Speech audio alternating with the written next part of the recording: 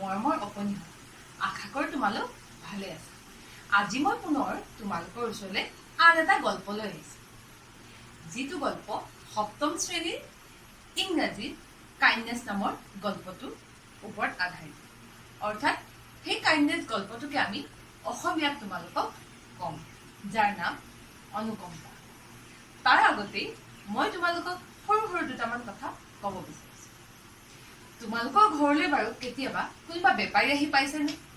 এই ধৰা শাক পাচলি, ফল মূল, বাচন বৰ্তন নাইবা কিবা কাপোৰ কানি অনা বেপাৰী কেতিয়াবা আহে নেকি তোমালোকৰ ঘৰত? কোনোৱে হয়তো দেখিছা, কোনোৱে হয়তো আনক লোৱা দেখিছা, বা কোনোৱে নিজেও দুই এপদ বস্তু কিনি পাইছে, নহয়নে? আমাৰ ঘৰলৈও আহে, বিভিন্ন বস্তু লৈ আহে। আমি তেওঁলোকৰ লগত দৰদাম কৰোঁ। সেইবোৰ যদি মিলি যায়, দৰদাম যদি আমাৰ পচন্দ মতে হয়, আমি কিনি লওঁ। ঠিক তেনেকুৱা এটা কাহিনীৰ ওপৰতে আজি তেনেকুৱা কিছুমান কথাৰ ওপৰত আচলতে আজিৰ এই কাহিনীটো বৰ্ণিত। আহাচোন আমি কাহিনীটো শুনো। মই আশা কৰোঁ তোমালোকে খুব ভালকৈ কাহিনীটো শুনিবা আৰু উপভোগ কৰিবা। প্ৰতি বছৰে গৰমৰ দিনৰ শেষৰ ফালে আৰু ঠাণ্ডা দিনৰ আৰম্ভণিতে কাশ্মীৰী বেপাৰীসকলে আহি চহৰখনত উপস্থিত হয়। তেওঁলোকে হাতেৰে বোৱা চাদৰ, কম্বল, বেগ আৰু দলিচা কিছুমান লৈ গোটেই চহৰখনতে বেচিবলৈ ঘূৰি ফুৰে। কাশ্মীৰৰ পৰা ইয়ালৈ অহাটোতেই তেওঁলোকৰ আচলতে কষ্টবোৰ শেষ হৈ নাযায়। তেওঁলোকৰ জীৱনটো কষ্ট কৰে। তেওঁলোকে কাশ্মীৰৰ পৰা ইয়ালৈ অহাৰ পিছত কম দামী হোটেলত কটাব লাগে। তাৰ উপৰি গোটেই দিনটো চহৰৰ অলিয়ে গলিয়ে ঘূৰি ঘূৰি বস্তুবোৰ বিক্ৰী কৰিব লাগে। পিঠিত হাউলি যোৱাকৈ গধুৰ বোজাটো লৈ তেওঁলোকে ঘৰে ঘৰে চিঞৰি ফুৰে, চাদৰ ল'ব নেকি? চাদৰ, কাশ্মীৰী চাদৰ, হাতে বোৱা বৰ ধুনীয়া ধুনীয়া চাদৰ, কোনোবাই চাদৰ ল'ব নেকি? মোৰ ভিনদেউৰ ঘৰত দুজন কাশ্মীৰী বেপাৰীক মই লগ নোপোৱা হলে এইবোৰ কথা কোনোদিন বুজিয়েই নাপালোহেঁতেন। আমি বাৰান্দাত বহি থাকোঁতেই বাপেক পুতেক যেন লগা দুজন কাশ্মীৰী বেপাৰী আহি আমাৰ ঘৰত সোমালেহি।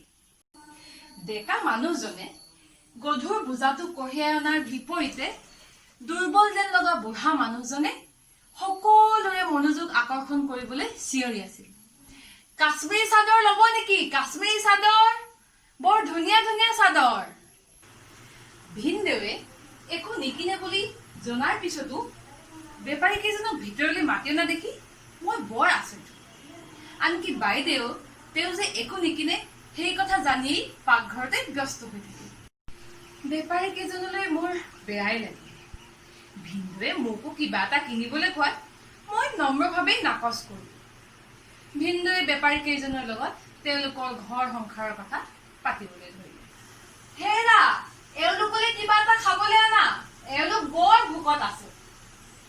ভিনদেৱে পাকঘৰত থকা বাইদেউক উদ্দেশ্যি কথা কেইষাৰ কোৱা বাইদেৱেও খৰখেদাকৈ তেওঁলোকলৈ বুলি কিবা অলপ খাবলৈ আনি দিলে। বেপাৰী দুজনে প্ৰথমতে অলপ সংকোচ কৰিছিল যদিও ভিনদেৱে বৰকৈ জোৰ পৰা খাবলৈ ল'লে। খাই উঠি দুইজনে অহাবাৰ সুন্দৰ সুন্দৰ কাপোৰ অনাৰ প্ৰতিশ্ৰুতি দি তেওঁলোকৰ পৰা বিদায় ল'লে।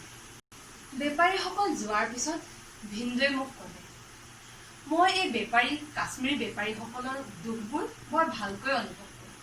মই আচৰিত হৈ ভিনদেউলৈ চাই পঠিয়ালোঁ। তাৰপিছত তেওঁ আকৌ ক'লে, মই প্ৰথম দেখিয়েই তেওঁলোকক খাবলৈ দিব বিচাৰিছোঁ, কিন্তু তেওঁলোকৰ নিজৰ আত্মসন্মান আছে, সেয়ে তেনেকৈ দিলে তেওঁলোকে হয়তো বেয়া পাব। সেয়েহে মই মিছাতে তেওঁলোকক কাপোৰ কিনাৰ বুদ্ধি কৰি মাতি আনিম, যাতে তেওঁলোকে গম নাপায় যে মই তেওঁলোকক খাবলৈহে মাতিছোঁ।